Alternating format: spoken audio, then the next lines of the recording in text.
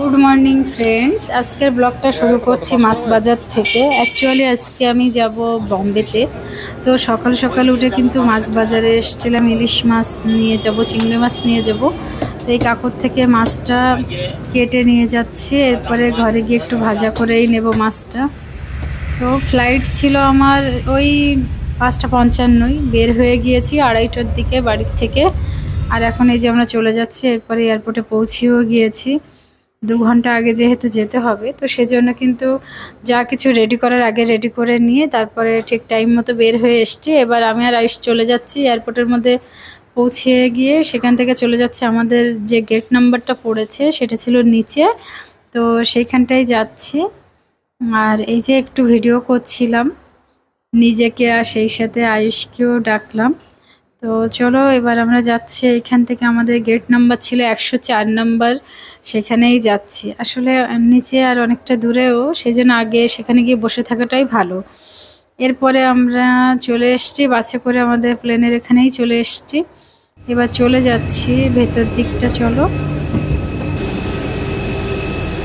একটা সত্যি বলতে কি, প্লেনে যতবারই উঠি না কেন প্রত্যেকবারই একটা এক্সাইটমেন্ট থাকেই আমাদের। আর সবথেকে বেশি এই সময় ছিল আমার শরীরটা খারাপ ছিল, তার উপরে কি আমার খুব প্রিয় একটা জায়গায় যাচ্ছি, বম্বে।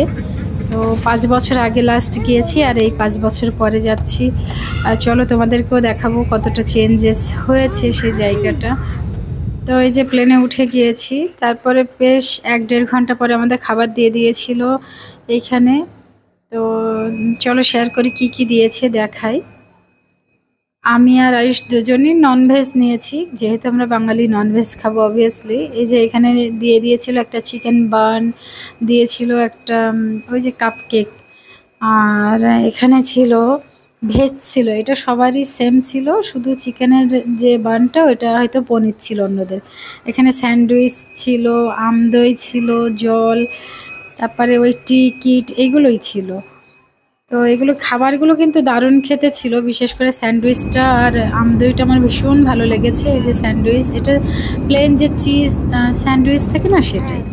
আর আয়ুষের ভালো লেগেছিল এই যে চিকেন বান, এইটাই ওর পছন্দ হয়েছিল। অ্যাকচুয়ালি এর নামটা আমি জানি না, এই জন্য আমি চিকেন বান বলেছি, ওর মধ্যে চিকেন স্টাফিং ছিল। এরপরে আমরা মুম্বাই ইন্টারন্যাশনাল এয়ারপোর্টে ল্যান্ড করেছিল ফ্লাইট, তো সেখান থেকে বেশ অনেকটাই হাঁটতে হয়। আর হাঁটতে হাঁটতে এখানে চলে এসেছি বেল্টের এখানে আমাদের ব্যাগ কালেক্ট করার জন্য। তো ব্যাগ ট্যাগ কিন্তু কালেক্ট করে আমরা এবার চলে যাচ্ছি অটোর এই দিকটা। এই যে দেখো বম্বের অটো। তো অটো এখানে আমরা গিয়ে যাব মেট্রো স্টেশন পর্যন্ত। তো চলো যাই আমরা এখান থেকে। এই যে অটোতে চলেও এসছি। আর এইখানে একটা জিনিস যেটা আমি খেয়াল করলাম, আগেও আমরা অটো চড়েছি, কিন্তু এই মিটার ডাউনটা নিয়ে ঝামেলা আগে কখনোই আমি দেখিনি। এই ফার্স্ট টাইম দেখলাম একটা অটোকে আমাদের ক্যান্সেলই করতে হলো। এখানে ওলা উবের না, জাস্ট মিটারের অটো, তোমরা উঠলে মিটার ডাউন করাই নিয়ম, কিন্তু তারা মিটার ডাউন করতে চায় না। হয়তো 50 টাকার জায়গায় তারা নিজেদের মতো বলবে 100 টাকা দিতে হবে, এই ব্যাপারটা আমি এবার যেটা দেখেছি। আর জিনিসটা আসলেই খুব অপছন্দেরই বটে।